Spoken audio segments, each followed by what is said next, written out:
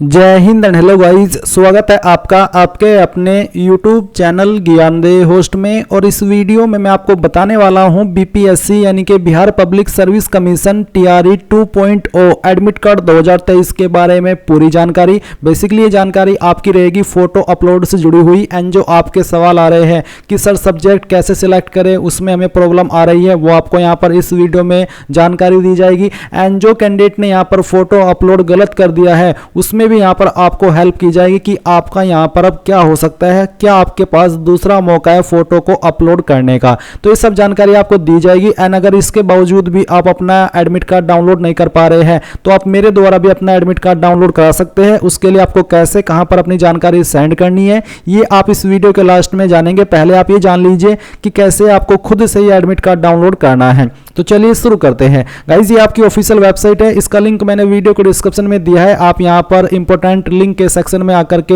Admit card download link open करेंगे तो आपको यहां पर आना है। कुछ कैंडिडेट को प्रॉब्लम आ रही है क्योंकि वेबसाइट का सर्वर डाउन है कि ये वेबसाइट सही से ओपन नहीं हो रही है। तो आप वेबसाइट को रिफ्रेश करिएगा, 2-4 बार आप जब रिफ्रेश करेंगे तो ये वेबसाइट ओपन हो जाएगी। फिर आप आपका यूजर नेम, पासवर्ड और एक कैप्चा कोड डाल करके लॉगिन कर लेंगे। अब लॉगिन करने के बाद आपके सामने कुछ ऐसा इंटरफेस आएगा। जो कैंडिडेट यहां पर अभी तक अपने एडमिट कार्ड को डाउनलोड नहीं किए हैं उनको यहां पर एडमिट कार्ड के नीचे अपलोड फोटो का ऑप्शन देखने को मिलेगा। आपको यहां पर अपलोड फोटो के ऊपर क्लिक करना है। इसके ऊपर क्लिक करने के बाद में यहां पर गाइज आपको यहां पर आपका जो पासपोर्ट फोटो है वो अपलोड करना है। आपको बोला है कि ensure that the size of the scanned image is not more than 25 KB, यानी कि जो फोटो आप यहां पर अपलोड करेंगे उसका साइज 25 KB से ज्यादा नहीं होना चाहिए और फॉर्मेट जेपीजी का रखा है। इसमें आपको कोई भी प्रॉब्लम नहीं करनी है क्योंकि कई सारे कैंडिडेट जल्दबाजी में कोई दूसरा फोटो अपलोड कर देते हैं या फिर सही से अपलोड नहीं करते और फिर बाद में कहते हैं कि सर हमने गलत फोटो अपलोड कर दिया, अब हम क्या करें। इसलिए अच्छे से कह रहा हूं कि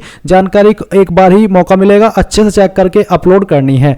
और ये जो आपका फोटो है इसका डायमेंशन आपका 250 × 250 यानी कि वाइड, चौड़ाई और हाइट यानी कि लंबाई दोनों 250 ही रहनी चाहिए। तो दिए गए इंस्ट्रक्शंस के अकॉर्डिंग आप यहां पर अपलोड पासपोर्ट फोटो इसके ऊपर क्लिक करेंगे। जहां पर भी आपकी फोटो फाइल है वो आपको सिलेक्ट कर लेनी है और सिलेक्ट करने के बाद में आप यहां पर आपका जो फोटो है वो अपलोड कर लेंगे और इसके बाद में आप सबमिट इमेज इसके ऊपर क्लिक करेंगे। एंड गाइज आप जैसे सबमिट इमेज कर देंगे तो आपका फोटो अपलोड हो जाएगा और फिर आप यहां पर जैसे इसको रिफ्रेश करेंगे तो आपको रिटर्न एडमिट कार्ड डाउनलोड का ऑप्शन मिलेगा। अब प्रॉब्लम यह है कि बहुत सारे कैंडिडेट ने यहां पर फोटो गलत अपलोड कर दिया है। तो गाइज मैं आपको बता दूं कि अगर आपने खुद से आपका फोटो गलत अपलोड किया है तो फिर आपके पास कोई दूसरा ऑप्शन नहीं है अपने फोटो को दोबारा से अपलोड करने का, या फिर आपको कोई अन्य विकल्प यहां पर नहीं मिलेगा, दूसरा ऑप्शन नहीं मिलेगा कि हाँ आप दोबारा से फोटो को अपलोड कर सकते हैं। अगर आपका फोटो आपने सही अपलोड किया है बट वो वहां पर गलत दिखाई दे रहा है तो फिर ऐसे में वो आपका कुछ टाइम के बाद में फोटो ऑटोमेटिकली अपडेट हो जाएगा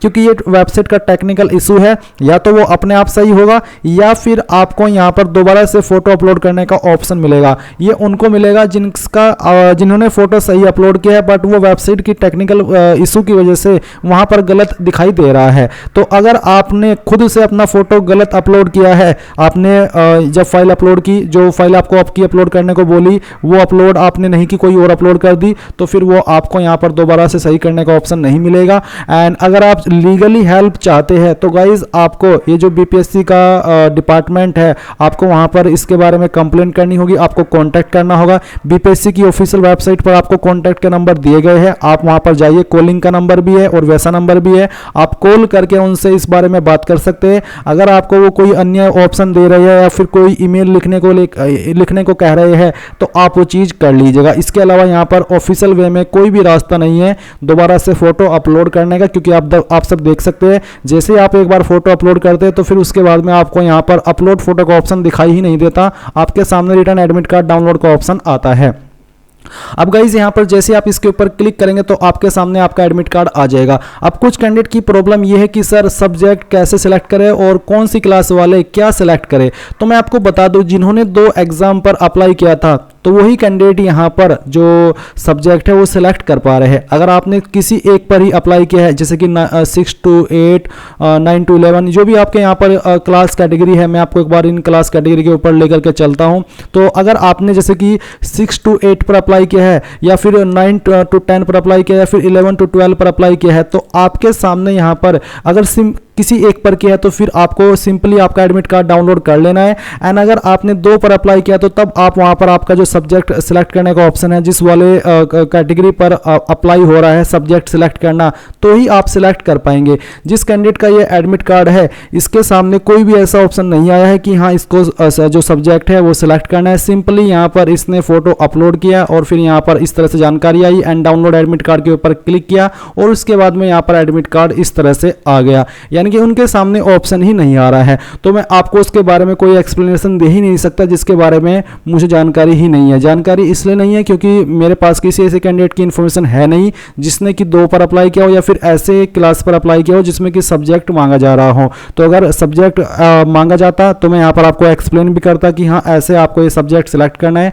पर यहाँ पर ऐसा कोई ऑप्शन है नहीं, इसलिए वो चीज़ मैं आपको यहाँ पर नहीं दिखा पा रहा हूँ। पर हाँ आप कमेंट कीजिएगा, मैं आपकी हेल्प करने की पूरी कोशिश करूँगा जो भी आपके सामने सब्जेक्ट सेलेक्ट करने में प्रॉब्लम आ रही है। तो आप यहाँ पर आपका एडमिट कार्ड इस तरह से ये डाउनलोड कर लेंगे एंड इसके बाद में यहाँ पर आपको आपका रोल नंबर इसमें भरना होगा ये टिक करके, और इसके बाद में आप यहाँ पर नीचे आएंगे, आपको यहाँ पर सेंटर कोड दिया गया है और जो सेंटर का एड्रेस है वो आप जैसा कि सब जानते हैं कि 2 दिन पहले आता है जो भी आपकी एग्ज़ाम डेट होती है उसके, तो उसके 2 दिन पहले आपको एग्ज़ाम सेंटर की लिस्ट मिल जाएगी जहाँ पर आपको अच्छे से पता चल जाएगा सेंटर कोड, जैसे कि यहाँ पर ये वाला दिया है तो सिवान का जो सेंटर है वो कहाँ पर है, तो उसकी जानकारी आपको पता चल जाएगी। ये जो इंस्ट्रक्शंस है ये आप यहाँ पर पढ़ लीजिएगा अच्छे से, जो चीज़ें आपको ले जाने को बोली है वो आपको लेकर के जानी है, जिन चीज़ों के लिए आपको मना किया है वो चीज़ें आपको नहीं करनी है।